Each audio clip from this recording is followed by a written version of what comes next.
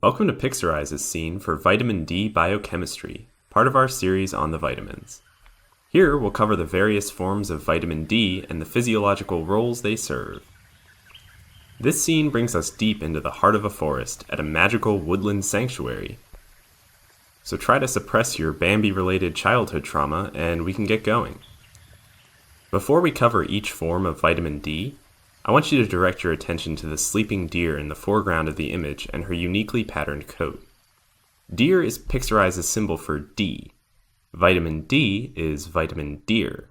And we'll give all the vitamin D deer in this image the same cow-patterned fur to remind us that all forms of vitamin D are derivatives of the compound calciferol, or cowciferol, even if each of these forms has a fancy prefix and a slightly different molecular structure. You should remember the word calciferol as referring to plain old vitamin D. And since this word ends in "-ol", we know it is an alcohol, so it must contain a hydroxyl group. Just hold on to this fact for now, it'll make more sense when we start hydroxylating vitamin D. Now, with that out of the way, let's move through the rest of the image systematically. We're going to tackle this scene from left to right, covering each of the forms of vitamin D as we go. So let's begin with the forest vixen in the left side of the scene. We'll start with her sweet footwear. At Pixarize, we symbolize the number 2 with shoes, and like we established, we symbolize vitamin D with deer. So these funky deer shoes are the perfect symbol for vitamin D2. Deer shoe, D2.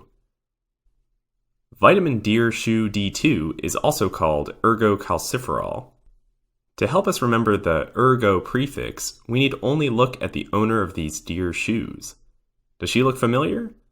Yeah, that's Ergie, Fergie's forgotten twin sister who lives in the forest and hardly ever raps. Ergie should remind us of ergocalciferol and to never forget that a song about lovely lady lumps received significant airplay. You can remember her as fergocalciferol. Now look at what Ergie ergocalciferol is eating. Ergie's a vegan, and she's eating a plant to remind us that vitamin D2 is ingested from plants, although it's also found in a number of vitamin D supplements and fortified cereals. Her plant looks, dare I say it, ergolicious. Now, before we move on, I want to mention that ergocalciferol is just a specific form of vitamin D. Remember, calciferol means vitamin D, and that ergo prefix lets us know that we're talking specifically about D2. So vitamin D2 is a type of vitamin D. In other words, ergocalciferol is a type of calciferol. Let's move on to the center of the image where we can see a Miyazaki-esque deer-shaped tree. Trees are Pixarize's symbol for the number 3, and this enchanting foliage should help you remember that this area of the scene covers vitamin D3, or deer tree. This is the other form of vitamin D that's important in humans. It functions pretty much exactly the same way as vitamin D2, except D3 is generally regarded as more potent. At the base of the deer tree, we'll cover vitamin D3's base form. How fitting. See that carton of milk and those coals baking in the sun piercing the leafy canopy? It looks like somebody's campsite. Oh no, are there hunters out here? I know it's not Ergie's campsite. She's just an animal-loving forest nymph who would never use fire. Anyway, this set of symbols will help us remember the sources of vitamin D3 and its other name, cholecalciferol. The coals should help us remember the chole prefix in cholecalciferol. Again, calciferol refers to vitamin D generically, so cholecalciferol refers specifically to the D3 subtype. Moving on, that likely curdling milk should remind us that cholecalciferol is consumed in milk and other dairy products.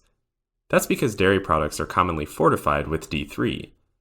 And the sun that's curdling the milk will remind us that vitamin D3 is also produced by the body in sun-exposed skin, specifically in the stratum basalis layer.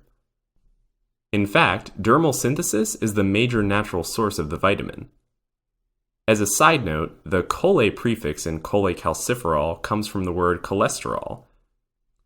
That's because the precursor, 7-dehydrocholesterol, is converted to vitamin D in the presence of activating UV radiation. You don't need to know that for the boards, but it helps me remember the name cholecalciferol. So vitamin D2 and vitamin D3 are the two main forms of vitamin D in humans, but once they enter the body, they're treated more or less the same. From now on, we'll just refer to vitamin D generically and not include the subtype. Now, after the body has synthesized or consumed vitamin D, it gets stored in the liver. And what do you know? It turns out the pond beneath our deer tree is shaped just like the liver. Take a look at that cow-spotted calciferol deer we met earlier asleep in the pond. She's inactively resting here to remind us that the form of vitamin D that's stored in the liver pool is in its inactive form, 25-hydroxyl vitamin D. This form is also known as calcidiol. Remember when I told you that calciferol already contains a hydroxyl group? Well, when you hydroxylate it, then you get a diol, hence calcidiol. Makes sense. To remind us the inactive form of vitamin D is hydroxylated at the 25th carbon position, thus forming 25-hydroxyvitamin D, we've tossed a quarter in the pond. You know, since a quarter is 25 cents for 25-hydroxyvitamin D. And if you watched our Old Man and the Vitamin C video, you'll know that wetness is our recurring symbol for hydroxylation.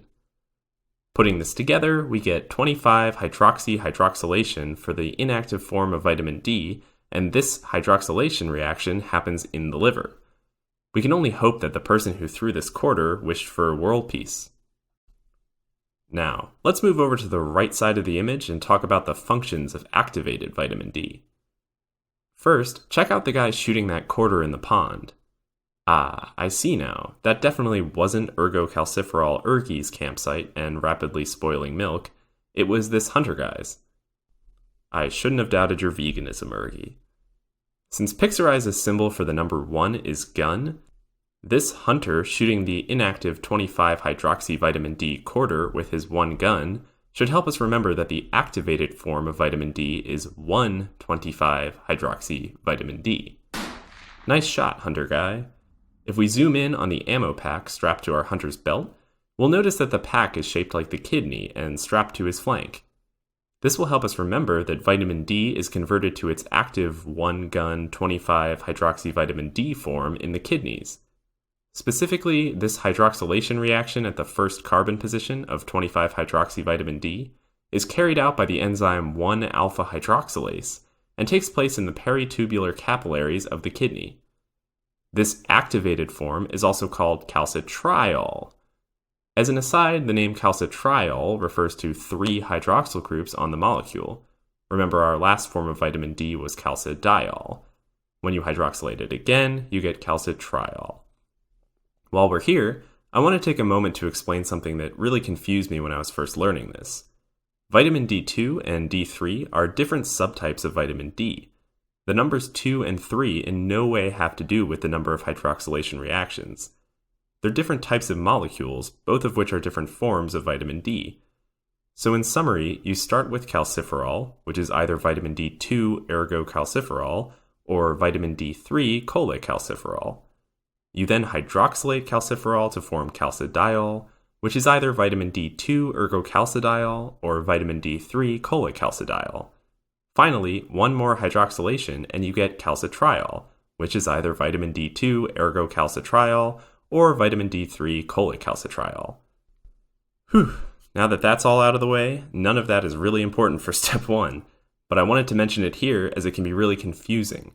In summary, calciferol is 25 hydroxylated to calcidiol, which is then 1 hydroxylated to calcitriol, and it's that simple.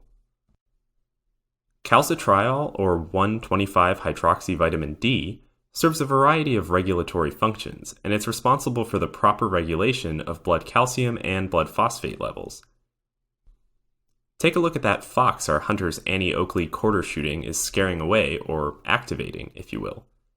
The fox is our recurring symbol for phosphate.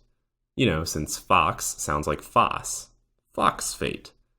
And it looks like our phosphate fox is absconding with the hunter's Calci Yum ice cream, a recurring symbol for calcium. If we think about the dirt forest path as the small intestine, the fox darting off the path into the grass with the calcium ice cream in response to the hunter's vitamin D activating gunshot should help us remember that active vitamin D increases intestinal absorption of both phosphate and calcium. Next, check out the deer next to the fox and the deer up on the cliffside.